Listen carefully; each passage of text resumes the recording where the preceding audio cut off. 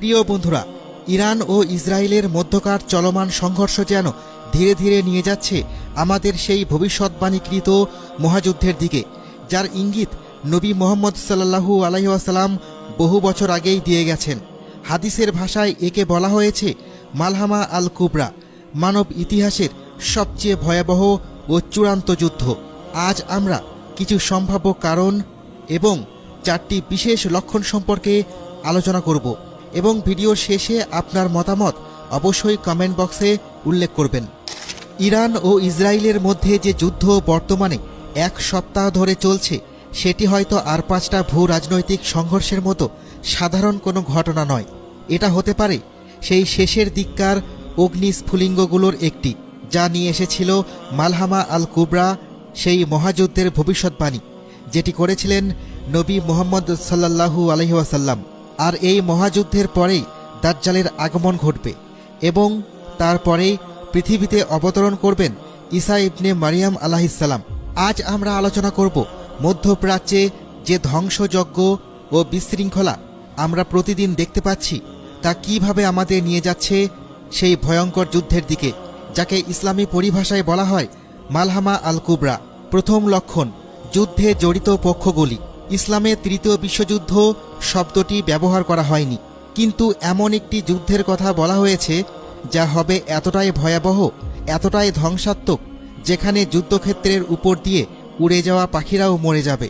রাসূলুল্লাহ সাল্লাল্লাহু আলাইহি ওয়াসাল্লাম বলেছেন, কিয়ামত সংঘটিত হবে না যতক্ষণ না রোমানরা আমাক অথবা দাবিক অঞ্চলে এসে পৌঁছাবে, আর মদিনা থেকে একটি সেনাবাহিনী তাদের মোকাবিলায় রওনা দেবে।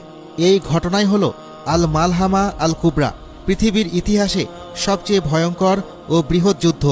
আল্লাহর কসম করে বলতে হয়, এটি হয়তো আমাদের চোখের সামনেই ধীরে ধীরে বাস্তব হয়ে উঠছে, কারণ আজ যেসব শক্তিগুলো এই সংঘাতে জড়িত, তারা একে অপরকে পারমাণবিক অস্ত্রধারী বলে অভিযুক্ত করছে। দ্বিতীয় লক্ষণ, আল মালহামার দিকে নিয়ে যাওয়া নিদর্শনগুলো ইতিমধ্যেই উপস্থিত। চারপাশের পৃথিবীর দিকে একবার তাকিয়ে দেখুন।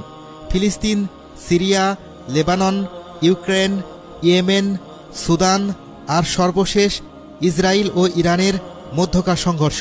এইসব অঞ্চল যেন একটানা রক্তস্রোতে ভাসছে। বিশ্বজুড়ে মুসলমানরা নির্যাতিত।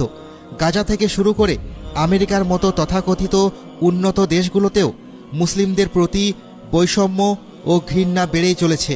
জিনা, ব্যভিচার এবং সুদের মতো বড় গুনাহ আজ সমাজে স্বাভাবিক ও গ্রহণযোগ্য হয়ে উঠেছে।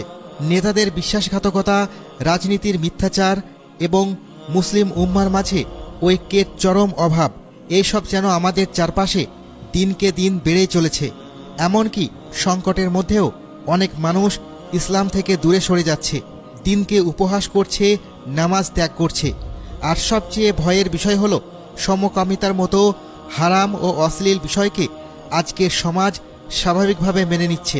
এই ঘটনাগুলো কেবল ভবিষ্যতের কোনো আসন্ন নিদর্শন নয়, বরং এটি স্পষ্ট ইঙ্গিত যে কিছু একটা ইতিমধ্যেই ঘটতে শুরু করেছে। এই সব চিহ্ন চারপাশে ছড়িয়ে রয়েছে, তবে আমরা কি সেগুলো দেখতে পাচ্ছি? তৃতীয় লক্ষণ, মালহামা সম্পর্কিত হাদিস। চলুন হাদিসের আলোকে আমরা এই ঘটনাগুলোর সাথে মিল খুঁজে বের করি। রাসূলুল্লাহ সাল্লাল্লাহু আলাইহি ওয়াসাল্লামের বর্ণনা অনুযায়ী মুসলিমদের সঙ্গে রোমানদের, অর্থাৎ অনেকের ব্যাখ্যায় পশ্চিমা বিশ্বের একটি শান্তি চুক্তি হবে, কিন্তু এরপর সেই চুক্তির প্রতি বিশ্বাসঘাতকতা করা হবে এবং চুক্তিটি ভঙ্গ করে শুরু হবে এক ভয়াবহ যুদ্ধ। এই যুদ্ধ সংঘটিত হবে সিরিয়ার আমাক বা দাবিক নামক স্থানে। মুসলিম ভূমি থেকে একটি বিশাল বাহিনী সেই যুদ্ধে অংশ নেবে। তাদের মধ্যে 1/3 পালিয়ে যাবে এবং আল্লাহ তাদের কখনোই ক্ষমা করবেন না।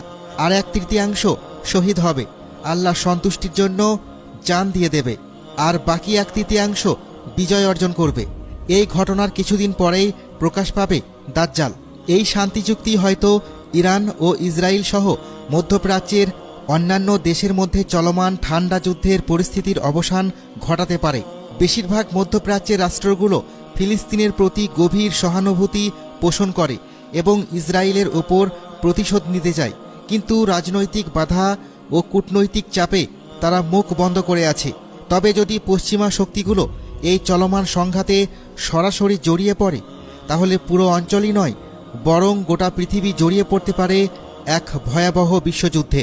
তাই মনে রাখা জরুরি, এই সংঘর্ষ কোনো ইতিহাস নয়, বরং এটি সেই ভবিষ্যৎবাণী যা নবী মুহাম্মদ সাল্লাল্লাহু আলাইহি ওয়াসাল্লাম আমাদের বলে গেছেন। আর আমরা হতে পারি সেই প্রজন্ম যারা এই ভবিষ্যৎবাণীকে নিজেদের চোখে দেখছে এবং এর ভেতর দিয়েই বেঁচে আছে।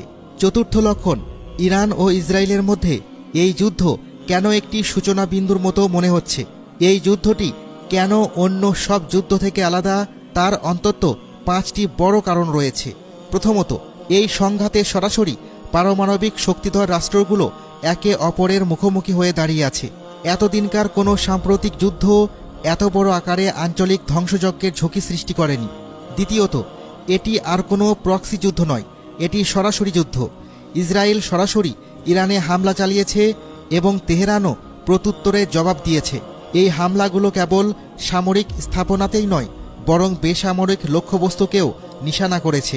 এখন আর এটি কোনো ছায়াযুদ্ধ নয়, এটি প্রকাশ্য সংঘর্ষ। তৃতীয়ত, যুদ্ধটি সীমান্ত পেরিয়ে বিস্তার লাভ করেছে।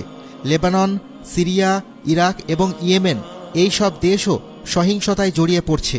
যুদ্ধের আগুন ছড়িয়ে পড়ছে বহু অঞ্চলে। চতুর্থত, বিশ্ব আজ যেন হাদিসের ভবিষ্যৎবাণী অনুযায়ী একত্রিত হতে শুরু করছে। পশ্চিমা শক্তিগুলো ইসরায়েলের পক্ষে ঐক্যবদ্ধ, অন্যদিকে মুসলিম বিশ্ব বিভক্ত, যেমনটি শান্তি চুক্তি ও বিশ্বাসঘাতকতা সম্পর্কে হাদিসে বলা হয়েছিল। আর সর্বশেষ ও পঞ্চম কারণ, একটি বিশাল ফিতনা আজ চোখের সামনে উন্মোচিত হচ্ছে। অসত্য তথ্য, বিভ্রান্তি, ষড়যন্ত্র, বিশ্বাসঘাতকতা, অরাজকতা সবকিছু মিলিয়ে এক ভয়াবহ গণ্ডগোল।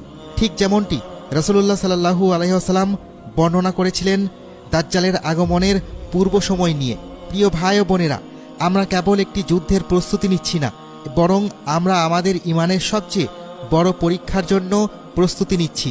এই যুদ্ধ শুধু অস্ত্র দিয়ে হবে না, আসল যুদ্ধ হবে ঈমান দিয়ে। সত্যের বিরুদ্ধে মিথ্যা, ফিতনার বিরুদ্ধে অবিচলতা। রাসূলুল্লাহ সাল্লাল্লাহু আলাইহি ওয়াসাল্লাম আমাদের দ্বীনের পথে এই সময়ের জন্য পূর্বেই সতর্ক করে গিয়েছেন।